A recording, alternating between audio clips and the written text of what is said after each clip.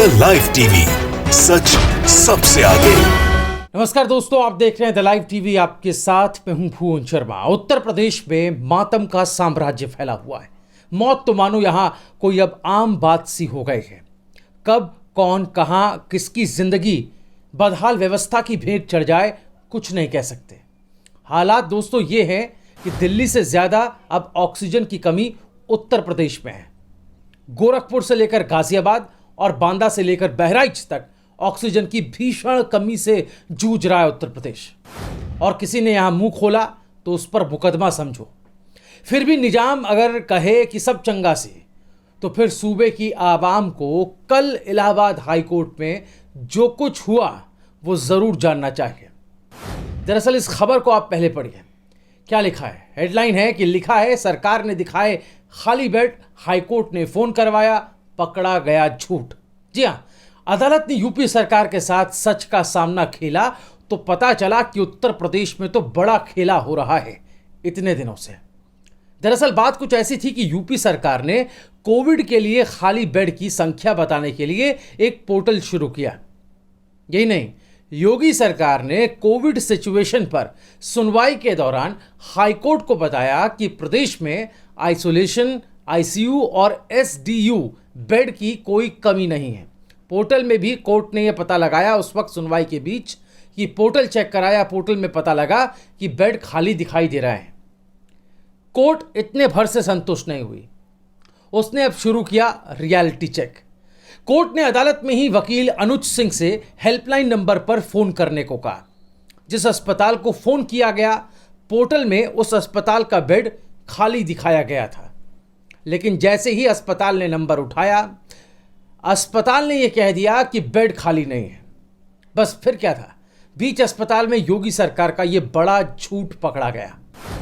जाहिर है अदालत में सरेआम एक्सपोज हो चुकी योगी सरकार के दावे और जमीनी हकीकत में अंतर देखकर हाईकोर्ट चुप नहीं रहा, उसने सख्त टिप्पणी की।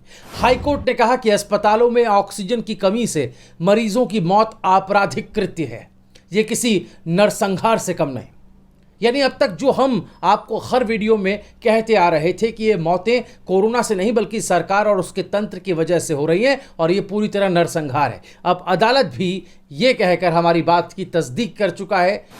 योगी तो कह रहे हैं कि किसी चीज़ की कोई कमी नहीं है और जो भी सुविधाओं की कमी की अफवाह फैलाएगा उसकी संपत्ति जब्त कर लेंगे। लेकिन वो जो कर रहे हैं उसे कोर्ट ने नरसंहार जैसा कृत्य बताया है। अब क्या कोर्ट को लेकर भी योगी जी यही कहेंगे कि कोर्ट जो है वो अफवाह फैला रही है? आपकी सरकार के बारे में कोर्ट ने जो कहा है योगी आदित्यनाथ जी, वो 100% सच है। हालात कितने भयावह हो गए इसकी बानगी हम आपको दिखाते हैं। तस्वीरें आप देखिए, उत्तर प्रदेश का ये फिरोजाबाद है, वहाँ से तस्वीर आई है। बेबस पत्नी अपने पति की लाश ई रिक्शा पर गमछे से बांध कर ले जा रही है। कारण क्या है? कारण है एम्बुलेंस वाला यहाँ बहुत ज़्यादा पैसे मांग रहा था। ये तस्वीर अयोध्या की है। एम्बुलेंस नहीं मिली, माँ की सांसें टूट रही थी। बेटी ने किसी तरह ऑटो का प्रबंध किया, लेकिन ज़िला अस्पताल दौड़ी माँ को बचाने के लिए। ऑटो में एक तरफ प्रिंट भी है, बेटी बचाओ बेटी पढ़ाओ, लेकिन ये बेटी अपनी माँ की उखड़ती सांसों के लिए बदहवास थी, नहीं बचा पाई। अगली तस्वीर बहराइच की है। एक बेटी अपनी मां की टूटती सांसों में जीवन डालने के लिए अपने मुंह से सांस देने की कोशिश करती रही।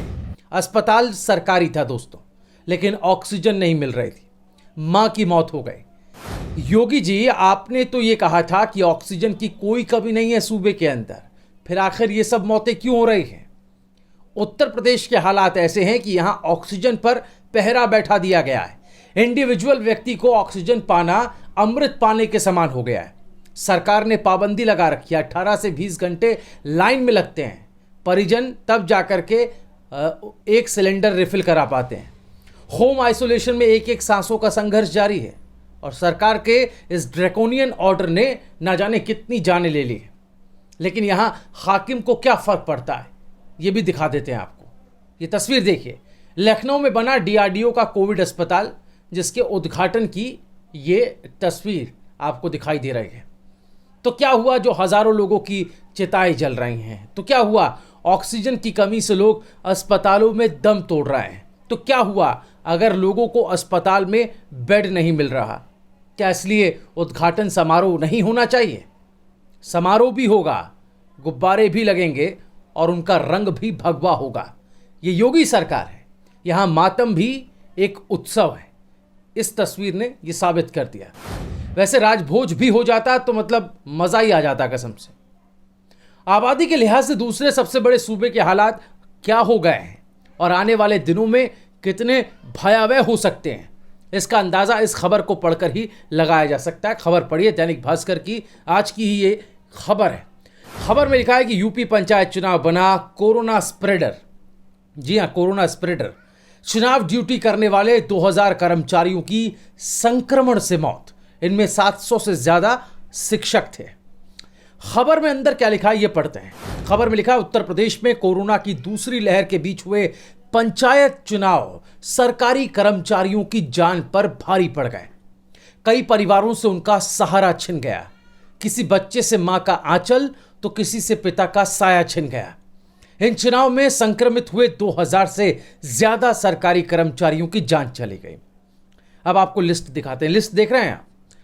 मरने वाले शिक्षकों के नाम इस सूची में है, जिसे यूपी के शिक्षक संघ ने एक चिट्ठी के साथ संलग्न कर भेजा है सीएम योगी को।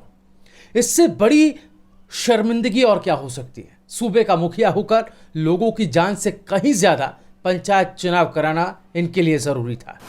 क्या यह देश कभी भूल पाएगा कि इतनी बड़ी तादाद में हुई शिक्षकों और लोगों की मौत पर पंचायत चुनाव कराए गए थे? हालात तो अब ये हो गए कि कोरोना संक्रमण में सरकारी कर्मचारियों की मौतें होने से अब दूसरे कर्मचारी भी दहशत में हैं। और सचिवालय की खबर हमें मिल रही कि सचिवालय के कई कर्मचारियों ने दफ्तर आना बंद कर दिया है।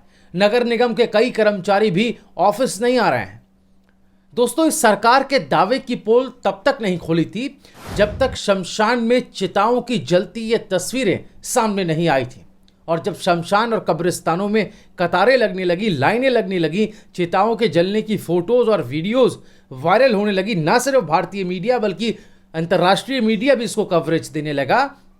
योगी सरकार क्या कदम उठाती है हम आपको बताते हैं। सरकार ने शवदाह पर वीडियोग्राफी और फोटोग्राफी को दंडनीय अपराध करवा दिया। जी हाँ, ये तस्वीर देखिए। शायद दमन और प्रतिबंध करना ही ये सरकार जानती है। तभी तो बजाय समाधान ढूंढने के हर चीज पर प्रतिबंध लगाकर उस सच को ढकने की कोशिश करती है।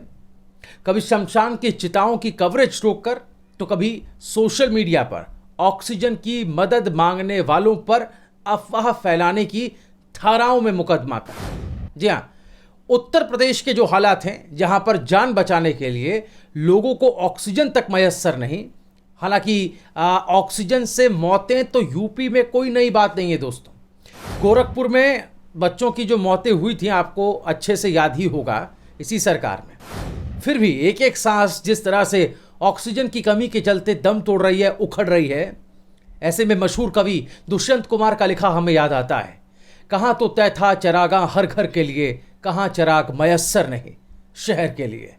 दोस्तों, आपकी राय क्या है? आप हमें कमेंट में जरूर लिखें। द लाइव टीवी, सच सबसे आगे।